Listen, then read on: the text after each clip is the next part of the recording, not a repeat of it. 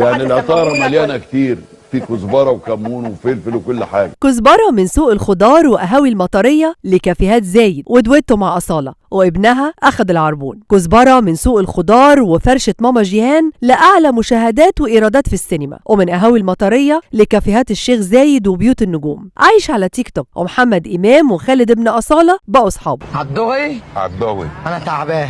بينكش أصالة وبيقول لها هعمل أنا وإنتي دويتو عشان أشهر ابنك، وبيقول لمحمد إمام أنت اللي هتحقق لي حلمي وتجيب لي المرسيدس اللي بحبها. حياته اتغيرت من بعد مسلسل الحريفة وأغنية كلها بقى ليها أخصام. كرمته الجامعة البريطانية والسوشيال ميديا كلها بتحبه، ومع ذلك انتقدت تكريمه. بعد ما بدأ العرض الخاص لفيلم الحريفة اللي بيقوم ببطولته مجموعة من الشباب زي نور النبوي ابن الفنان خالد النبوي، ومغني المهرجانات كزبرة، وخالد الذهب ابن الفنانة أصالة، والكابتن أحمد حسام ميدو. وقبل العرض خرج كزبرة مع خالد الذهبي في فيديو كوميدي على تيك توك، واتكلم فيه عن مشاركته مع ابن أصالة في الفيلم، وقال له أنا هديك عربون أغنية اللي هعملها مع أصالة. اعترض خالد وقال له ما تدخلش أمي في الحوار يا كزبرة. قال له إيه يا عم، بنتمسح في النجاح عشان نوصل، وأمك بتساعدك عشان تتشهر وتبقى فنان مشهور، خليها تدعمك يا ابني. كزبرة بعد تكريمه من الجامعة البريطانية قلب السوشيال ميديا، والناس بدأت تهاجمه وتهاجم إدارة الجامعة والمنظمين لحفل التكريم، ومنهم اللي علق وقال لما تشوف الفنان كزبرة بيتكرم من الجامعة البريطانية هتفهم ليه بتستلم شهادة التخرج بتاعتك مبرومة. وساعتها رد كزبرة في ناس كتير عاملة شير للبوست اللي بتشتم فيه وزعلانين ان انا بتكرم ومش حابين ان انا اتكرم، وفي ناس اكتر مني تستحق. اولا انا اقل خلق الله، وفعلا في ناس اكتر مني بكتير تستحق، بس انا مش عايزك تحكم عليا من بعيد او ان انا شخص ترند وجات معايا صدفة، والكل مجتهد النصيب وانا بجتهد. ليه في ناس مستكترة عليا الفرح وطول الوقت شايفين ان انا شخص ما استاهلش اي حاجة؟ عامة ربنا يسامح اي حد بيقول عليا كلمة مش صح، وربنا يدي كل واحد على قد نيته، وان شاء الله الفترة الجاية هتكرم في كل انحاء العالم. كزبرة اول ظهور ليه كان مع شاب زميله اسمه حنجرة، وكانوا عاملين دويتو اسمه كزبرة وحنجرة، وما ظهرش في الترند واتشهر الا لما غنى في برنامج مواهب في حضور الملحن حلمي بكر. اتفضل بره، مش هينفع على الهوا. فين الانتاج؟ واتحجج في البداية ان الأورج مش شغال، وطبعا قالها بلدغته المعروفة، وطلب ساعتها من حلمي بكر انه يغني من غير موسيقى. واول ما غنى اول كلمتين من اغنيته وقف غنى وجات له هستيريا ضحك عشان يرد عليه حلمي بكر ويقول له اتفضل بره يا اخ، اتفضل بره، فين الانتاج؟ انت فاكر نفسك واقف فين؟ انا ما اقعدش في الكلام ده، انا هسيب البرنامج وامشي. وساعتها اثر في الناس لما سالوا حلمي بكر انت اسمك كزبرة وسميت نفسك بقى ولا حد سماك؟ ورد عليه وقال له لو كنت لقيت حد سماني كاظم كنت اتسميت. انا لو لقيت حد كان سماني كاظم كنت سميت.